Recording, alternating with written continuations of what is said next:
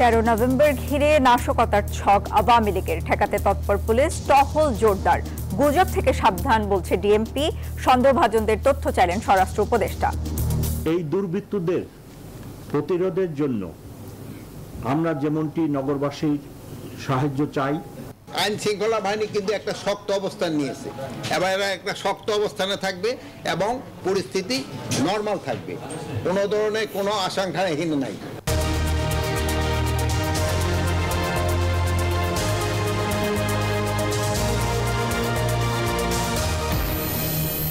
দর্শক দেখছিলেন প্রধান শিরোনামে আরো যা থাকছে।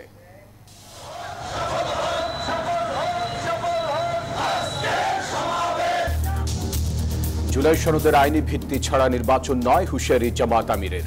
সংবিধানের দোহাই দিয়ে নব্য ফাঁসিবাদ আনতে চায় বিএনপি, অভিযোগ পরোয়ারের। রাজনৈতিক দলগুলোর সই করা জুলাই সনদের বাইরে কোনো সিদ্ধান্ত মানবে না বিএনপি, নির্বাচন বানচালে ষড়যন্ত্রের অভিযোগ নেতাদের।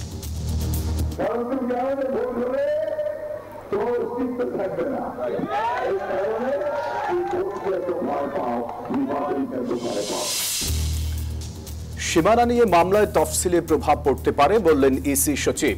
13 নভেম্বর রাজনৈতিক দলগুলোর সাথে সংলাপ শুরু। দেশি পেঁয়াজে ভরা বাজার, তবুও পাইকারিতে সেঞ্চুরি পার। খাতুনগঞ্জ নিয়ন্ত্রণ করছে ফরিদপুর পাবনার সিন্ডিকেট, অভিযোগ আড়তদারদের।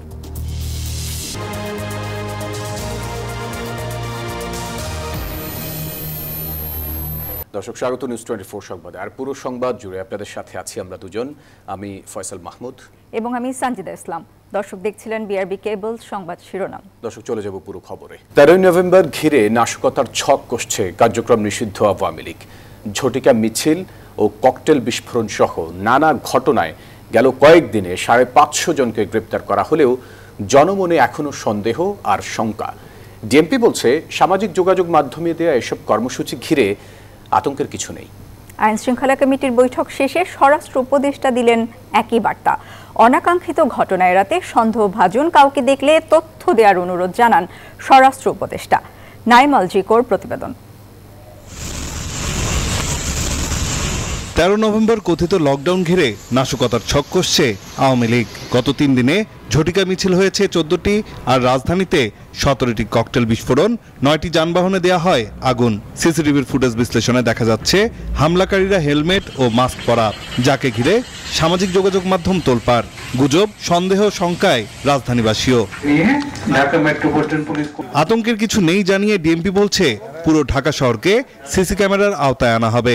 দুর্বৃত্তদেরকে গ্রেপ্তার এবং আইনে সোপর্দ করার জন্য বিগত 1 বছরের বেশি বাংলাদেশ আর্মি, বিজিবি এবং বিভিন্ন গোয়েন্দা সংস্থা সহযোগিতা দিয়ে যাচ্ছেন।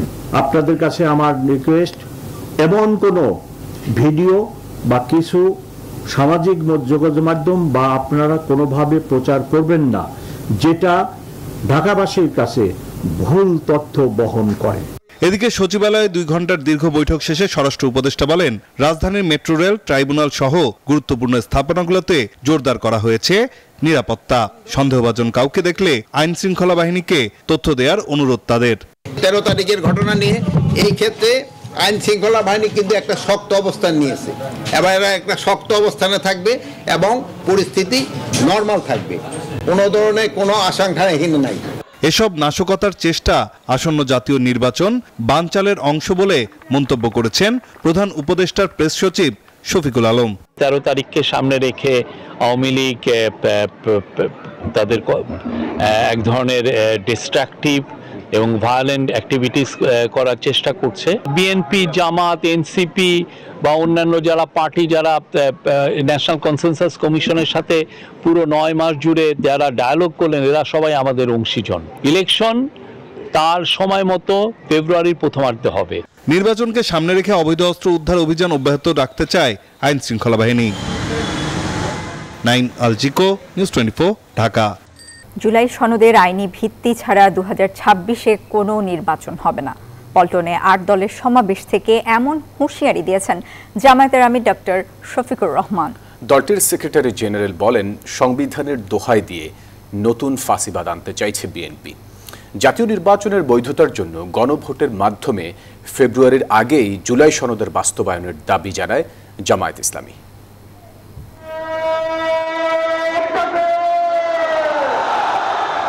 দুপুরের প্রখর রোদ মাথায় নিয়ে পল্টনে ৮ দলের সমাবেশে মঙ্গলবার সকাল থেকে নেতাকর্মীদের ঢল।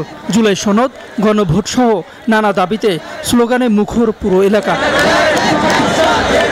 সমাবেশে বিএনপিকে উদ্দেশ্য করে জামায়াত নেতারা বলেন, সংবিধানের দোহাই দিয়ে নতুন ফ্যাসিবাদী শক্তি হয়ে উঠতে চায় তারা।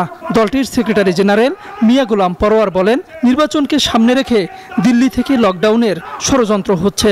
আমরা যখন প্রায় একমত হয়েছি আগামী 26 ফেব্রুয়ারির নির্বাচনের জন্য, তখন একটি মহল থেকে ষড়যন্ত্র শুরু হয়েছে। সেই ষড়যন্ত্রের সূত্র ধরেও আজকে দিল্লির ষড়যন্ত্রে আগামী 13 তারিখে শাটডাউনের নামে নতুন নাশকতার পরিকল্পনা করা হচ্ছে। সমাবেশে জামায়াতের আমির ডাক্তার শফিকুর রহমান বলেন, জুলাই সনদের আইনি ভিত্তি ছাড়া 26-এ কোনো নির্বাচন হবে না। যারা জুলাই বিপ্লব মানবেন না তাদের জন্য 26 সালে কোনো নির্বাচন নাই। 26-এর নির্বাচন দেখতে হলে আগে জুলাই বিপ্লবের স্বীকৃতি লাগবে, আর জুলাই বিপ্লবের স্বীকৃতি দিতে হলে জুলাই সনদের আইনি ভিত্তি দিতেই হবে। এই আইনি ভিত্তি ছাড়া কোনো নির্বাচন অনুষ্ঠান হওয়ার কোনো সম্ভাবনা নেই। দাবি আদায়ে হিমালয়ের মতো অনড় থাকবে জামায়াত ও সমমনা ৮ দল। সমাবেশে এমন ঘোষণা উঠে আসে শীর্ষ নেতাদের কণ্ঠে। সমাবেশ থেকে নেতাকর্মীরা বলছেন, তাদের 5 দফা দাবি সরকার মেনে নিয়ে নির্বাচনের আগে গণভোট না দিলে তারা কঠোর আন্দোলনের ঘোষণা দিবেন, যা সরকার সমর্থিত ব্যর্থ হবেন। তাহিদুল ইসলাম, নিউজ 24, ঢাকা। কঠোর হুঁশিয়ারি আর আলটিমেটামের মধ্য দিয়ে রাজধানীতে সমাবেশ করেছে জামাত সহ 8টি রাজনৈতিক দল। 5 দফা দাবি আদায়ে সরকারকে চাপে ফেলতে রাজধানীতে বড় ধরনের শোডাউন করে সমমনা দলগুলো। দাবি আদায় না হলে যুগপৎ আন্দোলনকে আরও কঠোর ও জোরালো করার হুঁশিয়ারি দিয়েছেন নেতারা। দাড়িপাল্লা, পাখা এবং রিকশা, কাটআউট প্ল্যাকার্ড হাতে মঙ্গলবার সকাল থেকেই রাজধানীর পল্টন মোড়ে জড়ো হতে থাকেন 8 দলের নেতাকর্মীরা। বেলা বাড়ার সাথে সাথে পল্টন ও এর আশপাশের এলাকা লোকে লোকারণ্য হয়ে ওঠে। অভিন্ন 5 দফা দাবি নিয়ে জামায়াতের কণ্ঠ জোরালো করে তোলেন ইসলামী আন্দোলন, বাংলাদেশ খেলাফত মজলিস সহ 8 দলের নেতাকর্মীরা।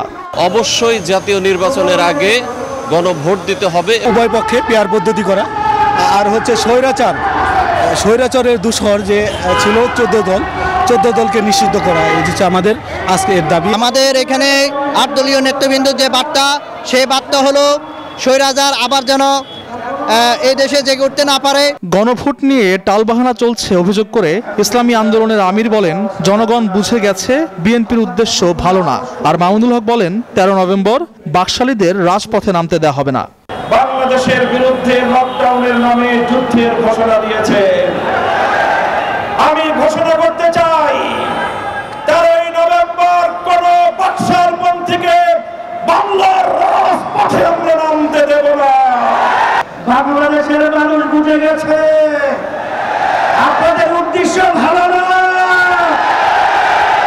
যদি আপনাদের উদ্দেশ্য ভালোই হয়ে থাকে, যেখানে আইনি ভিত্তির ব্যাপারে একমত আপনারা পোষণ করেছেন, সেখানে গণভোটে এত গরিবসী কেন? এটা জাতির কাছে পরিষ্কার হয়ে গেছে। ভবিষ্যতে নতুন কর্মসূচি ঘোষণা করা হবে জানিয়ে বিকেল 4টার দিকে সমাবেশ শেষ হয়। আল মোহাম্মদুল খান, নিউজ 24, ঢাকা। জুলাই সনদের বাইরে সরকার কোনো সিদ্ধান্ত নিলে রাজনৈতিক দলগুলো তা মানতে বাধ্য থাকবে না, আর এই দায় সরকারকেই নিতে হবে। দুপুরে বিএনপির গুলশান কার্যালয়ে স্থায়ী কমিটির বৈঠকের সিদ্ধান্ত জানাতে আয়োজিত সংবাদ সম্মেলনে এই কথা জানান স্থায়ী কমিটির সদস্য ডক্টর খন্দকার মোশাররফ হোসেন। স্থায়ী কমিটির আরেক সদস্য সালাউদ্দিন আহমদ বলেন, সরকার উদ্যোগ নিলে জুলাই সনদ বাস্তবায়নে আলোচনা হতে পারে। এদিকে বিএনপি মহাসচিব মির্জা ফখরুল ইসলাম আলমগীর অভিযোগ করেছেন, আলোচনার নামে 9 মাস সময় ক্ষেপণ করেছে ঐকমত্য কমিশন। জুলাই সনদ স্বাক্ষরকালে অনেক প্রস্তাবের বিষয়ে নোট অব ডিসেন্টের কথা উল্লেখ ছিল, কিন্তু সনদ বাস্তবায়নে ঐকমত্য কমিশন সরকারের কাছে যে সুপারিশ করেছে তাতে সেই আপত্তিগুলো রাখা হয়নি। এদিকে সনদ বাস্তবায়নে ঐকমত্যে পৌঁছাতে সরকারের বেঁধে দেওয়া 1 সপ্তাহ সময়ও অতিক্রান্ত হয়েছে। এমন বাস্তবতায় জুলাই সনদের বাইরে কোনো কোনো বিষয়ে সরকারের সিদ্ধান্ত ঘোষণার কথা বলা হচ্ছে। সোমবার অনুষ্ঠিত বিএনপির স্থায়ী কমিটির বৈঠকে এসব বিষয়ে বিস্তারিত আলোচনা হয়। এ সংক্রান্ত ব্রিফিংয়ে খন্দকার মোশাররফ হোসেন বলেন, নোট অব ডিসেন্ট বাদ দিয়ে ঐকমত্য কমিশন জুলাই সনদ বাস্তবায়নের যে সুপারিশ করেছে তা মানতে সব রাজনৈতিক দল বাধ্য থাকবে না। আমরা স্পষ্ট ভাষায় বলতে চাই যে জুলাই জাতীয় সনদে উল্লিখিত বিষয়দের বাইরে সরকার কোনো সিদ্ধান্ত ঘোষণা করলে সনদের স্বাক্ষরকারী কোনো দলের জন্য তা মান্য করার বাধ্যবাধকতা থাকবে না। সেই ক্ষেত্রে সকল দায় দায়িত্ব সরকারের উপরই বর্তাবে। এই ব্যাপারে সতর্ক পদক্ষেপ গ্রহণের জন্য আমরা সরকারের প্রতি আহ্বান জানাচ্ছি। জুলাই সনদ বাস্তবায়ন ও গণভোট ইস্যুতে সরকার উদ্যোগ নিলে আলোচনা হতে পারে বলে জানান সালাউদ্দিন আহমেদ। গণভোটের বিষয়ে আমরা একটা জাতীয় ঐকমত্যের স্বার্থে একই দিনে জাতীয় সংসদ নির্বাচনের দিনে একই দিনে গণভোটের মাধ্যমে জনগণের সম্মতি নেওয়ার জন্য জুলাই জাতীয় সনদের উপরে আমরা রাজি হয়েছিলাম। সেই জায়গায় আমরা আছি। সরকার যদি আলোচনার জন্য আহ্বান জানায় সেই ক্ষেত্রে আলোচনার সুযোগ থাকতে পারে, রাজপথে তো নয়। এদিকে ঠাকুরগাঁয়ে এক অনুষ্ঠানে বিএনপি মহাসচিব মির্জা ফখরুল ইসলাম আলমগীর অভিযোগ করেন, ঐকমত্য কমিশন আলোচনার নামে বিগত 9 মাস সময় ক্ষেপণ করেছে। আমরা সরকারকে খুব পরিষ্কার করে বলে দিতে চাই যে দীর্ঘ 9 মাস আপনি সংস্কারের নাম করে সব রাজনৈতিক দলগুলোকে কথাবার্তা বললেন এবং একটা একমত হলেন অনেকগুলো বিষয়ে। সেই একমত বিষয়ের বাইরে আপনি কোনো কিছু যদি গায়েব করে এই দেশের মানুষকে চাপাই দিতে চান, সব দায় দায়িত্ব আপনার মানুষরা গ্রহণ করবে না। সুষ্ঠু ও নিরপেক্ষ নির্বাচন হলে জামায়াতের অস্তিত্ব থাকবে না বলেও মন্তব্য করেন তিনি।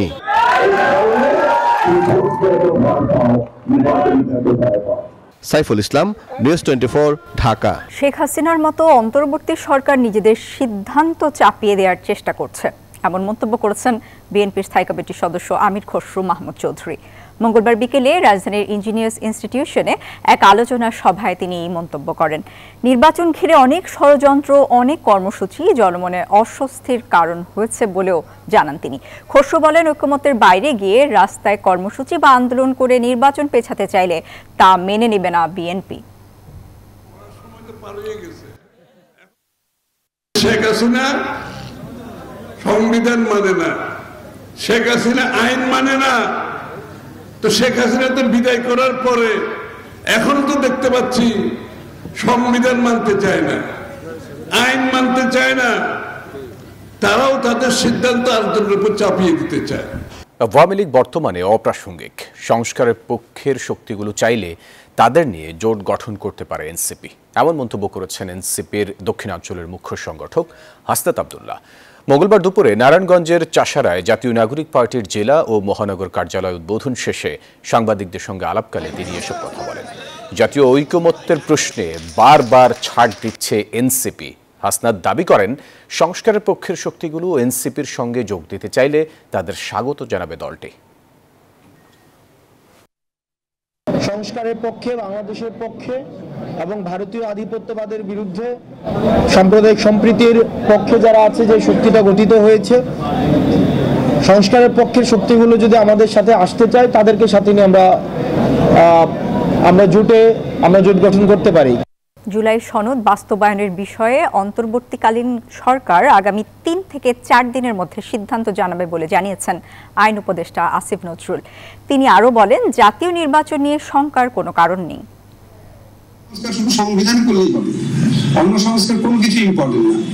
তো আমাদের এই দেখার মানসিকতা একটু পরিবর্তন প্রয়োজন আছে। একটা বইতে কতগুলো ভালো ভালো কথা লিখে রাখবো, সবাই ভালো হয়ে যাবে।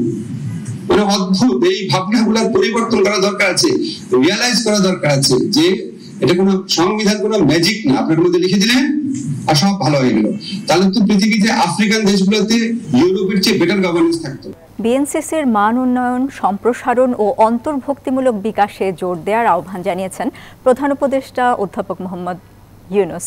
মঙ্গলবার রাষ্ট্রীয় অতিথি ভবন যমুনায় ন্যাশনাল ট্রান্সফরমেশন থ্রু বিএনসিসি শীর্ষক একটি উপস্থাপনা শেষে তিনি এই আহ্বান জানান। সভায় জাতীয় নিরাপত্তা উপদেষ্টা ডক্টর খলিলুর রহমান, অর্থ উপদেষ্টা ডক্টর সালেউদ্দিন আহমেদ, পররাষ্ট্র উপদেষ্টা মোহাম্মদ তৌহিদ হোসেন এবং প্রধান উপদেষ্টার বিশেষ সহকারী ডক্টর আনিসুজ্জামান উপস্থিত ছিলেন। তত্ত্বাবধায়ক সরকার ব্যবস্থা কোন প্রক্রিয়ায় ফিরবে এ বিষয়ে 20 নভেম্বর রায় দেবেন আপিল বিভাগ। মঙ্গলবার বহুল আলোচিত এই মামলার রায়ের দিন ঠিক করেন প্রধান বিচারপতি ডক্টর সৈয়দ রেফাত আহমেদের নেতৃত্বে 7 বিচারপতির পূর্ণাঙ্গ আপিল বিভাগ। শেষ দিনের শুনানিতে অংশ নেন রাষ্ট্রপক্ষ, সুজন সম্পাদক ও বিএনপি পক্ষের আইনজীবী। এ সময় আইনজীবীরা বলেন, নির্বাচনী ব্যবস্থাকে শক্তিশালী অবস্থানে নিয়ে যেতে তত্ত্বাবধায়ক সরকার ব্যবস্থার পুনর্বহাল দরকার।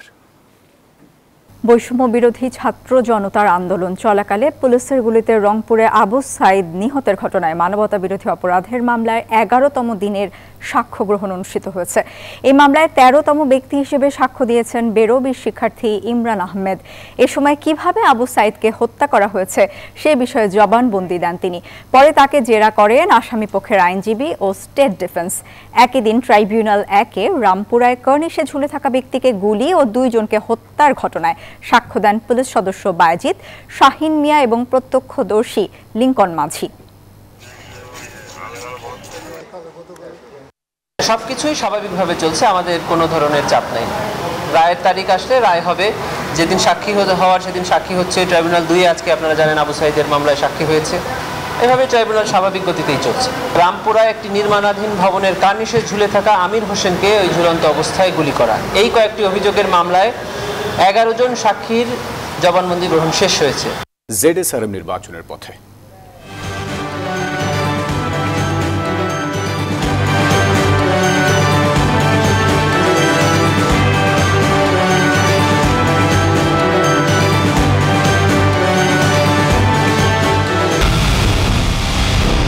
পুরো দেশের মুখে হাসি ফোটাতে নিজেকে হতে হয় স্ট্রং, আর মনোবল হতে হয় স্পাট-জিরো। জেডএসআরএম 25 বছরের পথ চলায় নিরাপদে রাখার প্রত্যয়ে।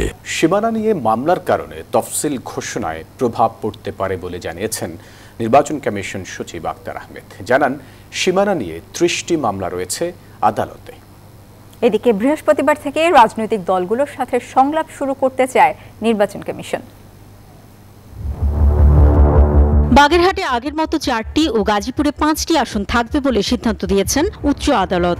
সীমানা পুনর্নির্ধারণকালে বাগেরহাটের একটি কমিয়ে 3টি ও গাজীপুরে 1টি বাড়িয়ে 6টি আসন করেছিল নির্বাচন কমিশন। সেই সিদ্ধান্ত উচ্চ আদালতে বাতিল হবার পর আপিল করা হবে নাকি সিদ্ধান্ত মেনে নেওয়া হবে তা রায়ের কপি পাওয়ার পরে ঠিক করা হবে বলে জানিয়েছেন ইসি সচিব। মঙ্গলবার ইসি ভবনে ব্রিফিংকালে তিনি বলেন, মামলার কারণে তফসিল ঘোষণায় প্রভাব পড়তে পারে।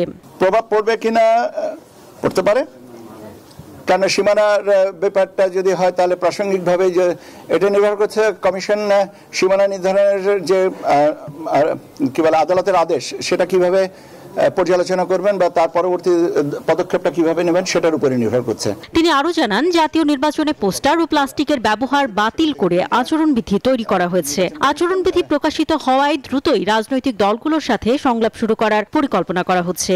আমরা আগামী পরশুদিন থেকে এটা সংলাপটা শুরু করার ইচ্ছা আছে আমাদের। এখন সেই বিষয়টা নিয়ে এখন কাজ করা শুরু করব। কাদেরকে ডাকবো এখনো পর্যন্ত এটা ঠিক করিনি। এটা আলোচনা করে আমরা এটার ব্যাপারে সিদ্ধান্ত নিব। গণভোট নিয়ে সরকারের কোনো নির্দেশনা না পাওয়ায় এ বিষয়ে কমিশন আগের সিদ্ধান্তেই আছে বলে জানিয়েছেন তিনি। গণভোটের ব্যাপারে আমাদের অবস্থান আগেও যা ছিল একই রকম আছে। অন্তরা বিশ্বাস, নিউজ 24, ঢাকা। রাজধানীর মোহাম্মদপুর থেকে ছাত্রদল নেতা সাব্বির আহমেদের হাত পা বাঁধা মরদেহ উদ্ধার করেছে পুলিশ। সহপাঠীরা বলছেন, নিহতের গলায় ফাঁস দেওয়ার আলামত ছিল। পুলিশ জানায়, আপাতত আত্মহত্যা মনে হলেও তদন্ত করে ব্যবস্থা নেওয়া হবে। সাব্বির মোহাম্মদপুর থানা ছাত্রদলের যুগ্ম সম্পাদক। এই ঘটনায় সুষ্ঠু তদন্ত ও বিচার দাবি করেছে ছাত্রদল। বিস্তারিত জানাচ্ছেন আরিফুল ইসলাম। একদম এটার বাধা পাইছি, ইভেন মরদেহের সুরতহাল বলছেন সহপাঠী। হাত পা বাঁধা, আবার গলায় রশির ফাঁস দেওয়ার দাগ রয়েছে। এমনই এক যুবকের মরদেহ পড়ে আছে হাসপাতালের মর্গে। সহপাঠীরা জানান নিহত সাব্বির আহমেদ মোহাম্মদপুরে ছাত্রদলের যুগ্ম আহ্বায়ক। চন্দ্রিমা হাউজিং এর একটি বাসায় ভাড়া থাকতেন তিনি। মঙ্গলবার সকালে সাব্বিরের রুম বন্ধ পেয়ে দরজা ভেঙে প্রবেশ করেন তারা। হাত পা বাঁধা এবং অচেতন অবস্থায় তাকে হাসপাতালে নিয়ে আসেন সহপাঠীরা। পরে মৃত ঘোষণা করেন চিকিৎসক। তরুণ এই নেতার মৃত্যুর খবর পেয়ে ছুটে আসেন জাতীয়তাবাদী ছাত্রদলের সভাপতি রাকিবুল ইসলাম রাকিব। বলেন সুষ্ঠু তদন্ত করে আইনি পদক্ষেপ নিতে হবে। বেশ কিছু সিমটম রয়েছে যে সিমটমে এটা একটা হত্যাকাণ্ড হিসেবে বিবেচিত হয়। তো আমরা আগে কোনো সিদ্ধান্তে উপনীত হতে চাই না। এখানে আইন শৃঙ্খলা রক্ষাকারী বাহিনী রয়েছে, তারা এই বিষয়ে তদন্তপূর্বক আমাদেরকে জানাবে। পুলিশ বলছে নিহতের গলায় ফাঁসের দাগ রয়েছে। প্রাথমিকভাবে আত্মহত্যা মনে হলেও তদন্ত করে আইনি ব্যবস্থা নেওয়া হবে।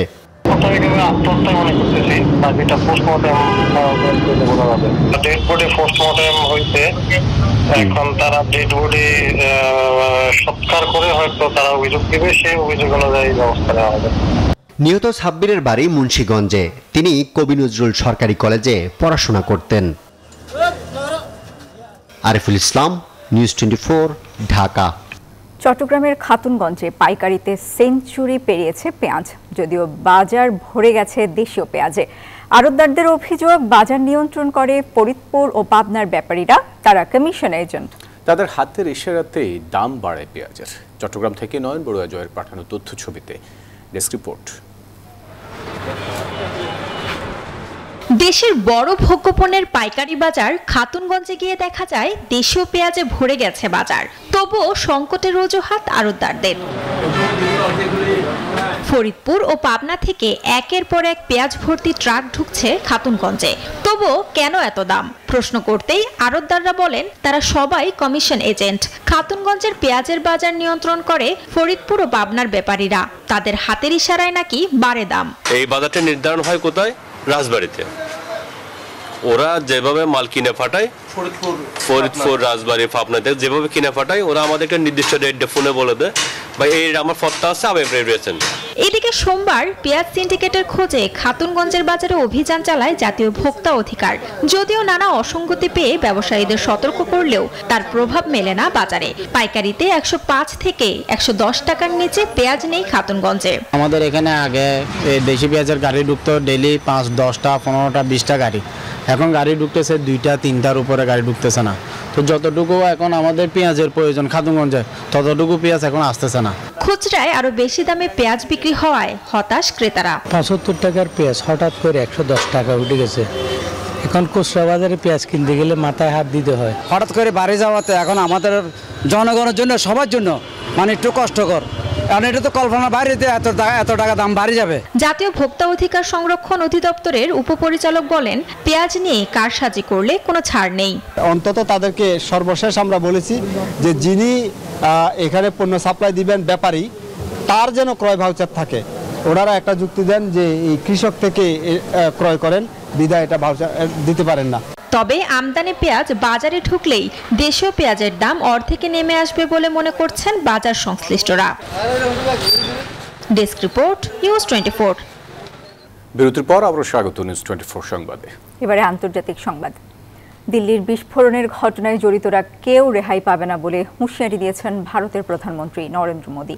ওই বিস্ফোরণে জঙ্গিদের সম্পৃক্ততাও খুঁজছে তার সরকার। উচ্চ সতর্কতা জারি করেছে বাংলাদেশ, পাকিস্তান ও নেপাল সীমান্তেও। তবে বিরোধী শিবির বলছে নিজেদের ব্যর্থতা আড়াল করতেই এমন নাটক সাজাচ্ছে মোদী প্রশাসন। জনগণের নিরাপত্তা দিতে না পারার ব্যর্থতার জন্য স্বরাষ্ট্রমন্ত্রীর পদত্যাগও দাবি করেন তারা। দিল্লির লালকেল্লায় বিস্ফোরণের পরই দেশটির রাজধানীতে জারি করা হয় উচ্চ সতর্কতা। কলকাতায় জায়গায় জায়গায় শুরু হয় নাকা চেকিং। এমনকি বাংলাদেশ সীমান্তেও উচ্চ সতর্কতা জারি করা হয়েছে। একই সতর্কতা জারি করা হয়েছে পাকিস্তান এবং নেপাল সীমান্তেও। দিল্লি বিস্ফোরণে জঙ্গিদের সম্পৃক্ততাও খুঁজছে মোদী সরকার। বিস্ফোরণের পরের দিন ঘটনাস্থলের আলামত সংগ্রহ করে ফরেনসিক দল, এএসসি এবং এনআইএ। তদন্ত শুরু করেছে দিল্লির বিশেষ পুলিশ সেল।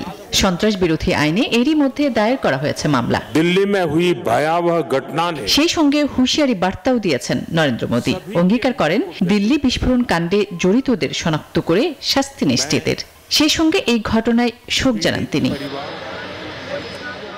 সরকারের এমন বার্তার তীব্র সমালোচনা করেন কংগ্রেস সহ বিরোধী দলগুলো। তাদের অভিযোগ, বরাবরের মতো জনগণের জানমালের নিরাপত্তা দিতে ব্যর্থ মোদী সরকার।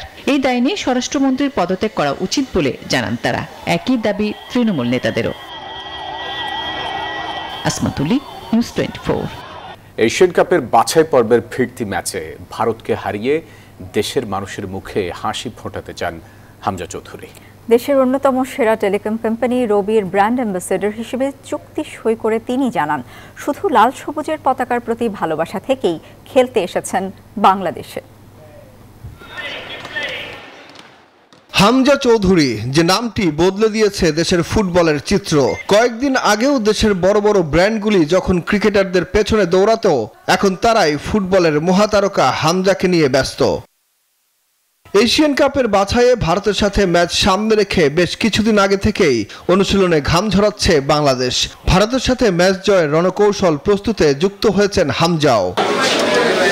দেশের অন্যতম সেরা একটি টেলিকম প্রতিষ্ঠান রবির ব্র্যান্ড অ্যাম্বাসেডর হয়ে হামজা বলেন, মাঠের ফুটবলে ভারতকে হারাতে চান তারা। ইনশাআল্লাহ দুই বড় গেম আছে, Nepal friendly game for the warm up, ইন্ডিয়ার গেমের সঙ্গে। সো লাস্ট ফিউ রিজাল্টস আমরা রয়ে গেছে না, বাট আমরা এখন ক্লোজ আছি, গুড পারফরম্যান্সেস খেলতেছি আর ইনশাআল্লাহ ইন্ডিয়ার সঙ্গে জিতবো। ইংল্যান্ড ছেড়ে কেন বাংলাদেশ দলে খেলছেন এমন প্রশ্নে বলেন, লাল সবুজের পতাকার প্রতি ভালোবাসা থেকেই বাংলাদেশের হয়ে খেলছেন তিনি। I just feel so proud to be able to be a part of the country and represent them in any way, especially for my parents.